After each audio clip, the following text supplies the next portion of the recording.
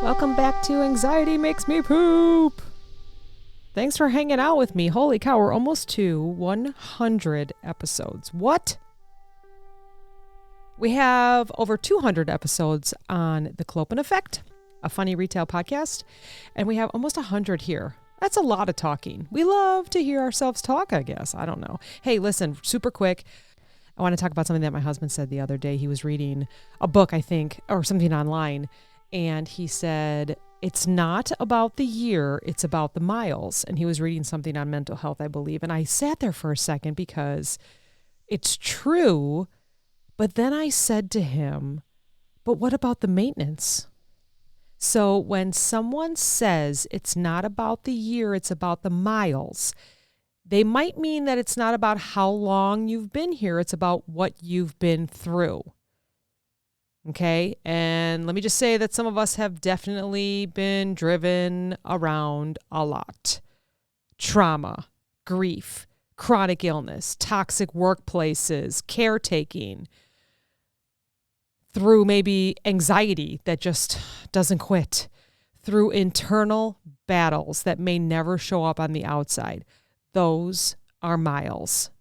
You ever feel like you were born like maybe a luxury SUV or something that you see going down the road, but maybe you've turned into this dented minivan with a cracked windshield and a weird smell? That's the miles, okay? If you're feeling like a dented minivan, that's the miles talking, not the years, okay? But this is important. High mileage doesn't mean broken. It means lived in, seasoned. It means you've seen some things, and that is okay, because we all have different meanings in life, different challenges, different anything. We are all unique, and we all have different miles. Some of us have bumpy roads. Some of us have speed bumps. Some of us have a road that may have never seen construction. Holy cow, there's so much construction right now. Maybe we're still under construction, right? Our miles are different. We got a bunch of potholes. But let's talk about the maintenance. Here's where I think it might get a little bit interesting and where healing really starts to come into play. Okay, first of all, you know your year. You know when you were born, just like a vehicle. You know how many miles, metaphorically speaking, that you have, that you've driven. But what happened in between all that? What was the maintenance? Okay? I really don't think it's about the miles. I really think it's about the maintenance. You can go through a lot, but if you've been caring for yourself along the way, meaning emotionally, physically, spiritually, you're probably still running pretty well. Maybe a little tire squeak or brake squeak here or there, or maybe your shocks aren't what they used to be, right? Like your knees are a little hurting a little bit, but you're functioning. You're doing it.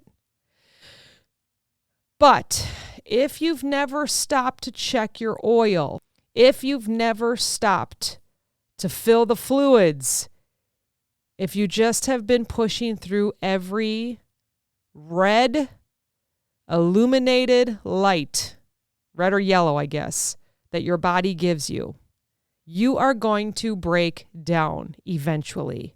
And that doesn't mean you're weak, because no one can keep driving without maintenance. It doesn't mean you're weak. It means you need a break and you need some maintenance. Maintenance in real life doesn't look like spa days and green juice. You don't have to do that. You don't have to go out and get a massage once a week. You don't have to go do anything like that. Sometimes, sure, right? Sometimes, I mean, it's always nice. But most of the time, it's probably things like letting yourself rest without earning it. You don't have to earn rest. If you're tired, take a nap. Say no without a 3-paragraph apology. The answer is no. You're putting boundaries up. Maybe taking your medicine without feeling guilty. Take it. How about setting boundaries when it makes people uncomfortable? Just do it. Kind of goes with the no thing. Or how about going to therapy when you don't want to talk to anybody? Do it. Make the appointment. Maintenance can be quiet. It can be boring. You don't have to tell everyone what you're doing. You just know, I have to maintain myself to keep going. It's the stuff no one claps for, but it keeps you going. Think about it. Why does this matter? Why does this matter for anxiety? You're on Anxiety Makes Me Poop podcast. Why does it matter?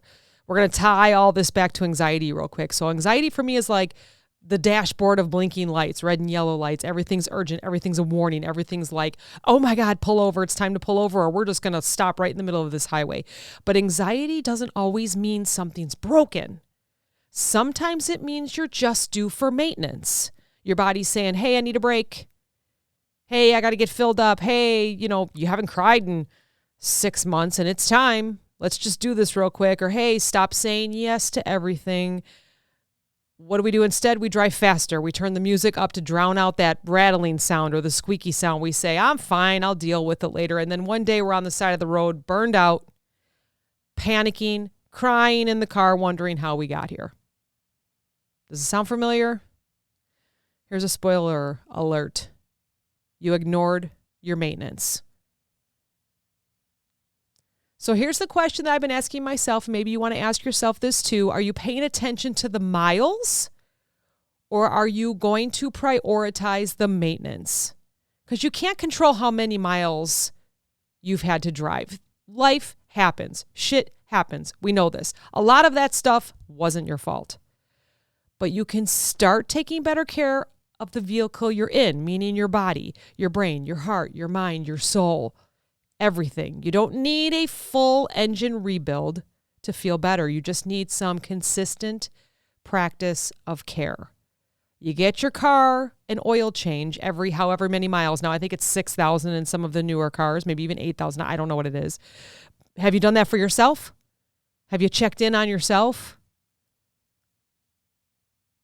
And listen, even if you're on the side of the road right now, you're not stuck forever. Maybe you just need some roadside assistance. Maybe you just need some help. Maybe you just needed to listen to this episode to remind you, yes, I need to maintain myself to continue on. I don't want to be on the side of the road with a flat tire or a check engine light on or an engine light that you're not sure what's going on. Rest. Say no. Put up boundaries. Take care of yourself. Seek a therapist if you need it.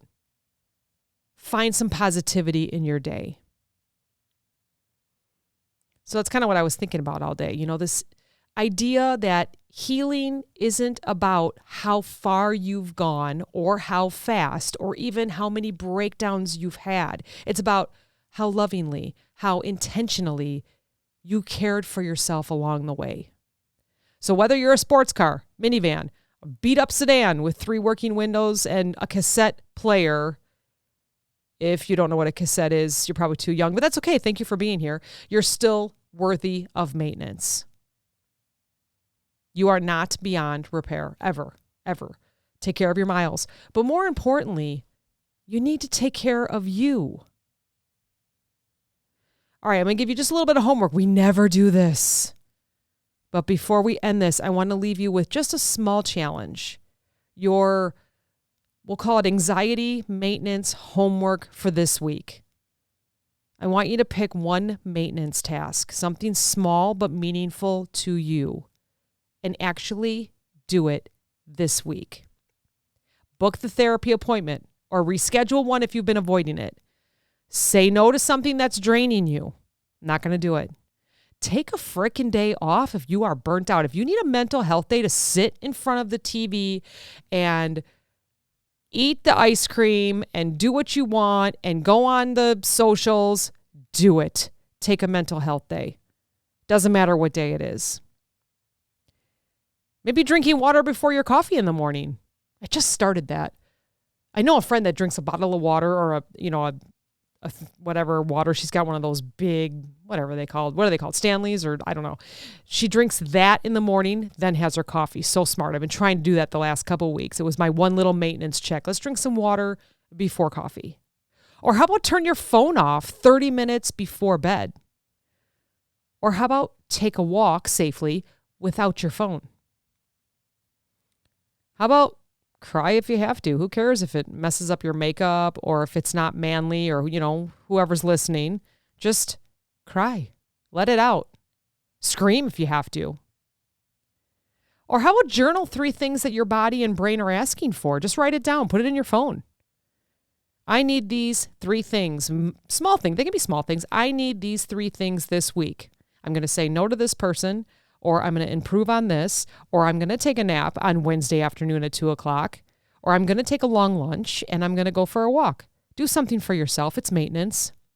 It doesn't have to be big, but you have to be showing up for you. If you're feeling like you're on the side of the road with a flat tire, or you hit a pothole, or you just feel like you're always under construction, then it's probably time. That check engine light is not a shame signal. Check it. Check your dash. Check your engine. It's just information. So if you would like, and tell me what you decided with this challenge, what your maintenance was going to be for this week, just email us at anxietymakesmepoop@gmail.com. Just email us and tell us, this is what I did for me today, and then send it off. All right, take care of you, take care of each other. We'll talk to you next time. Thanks for listening.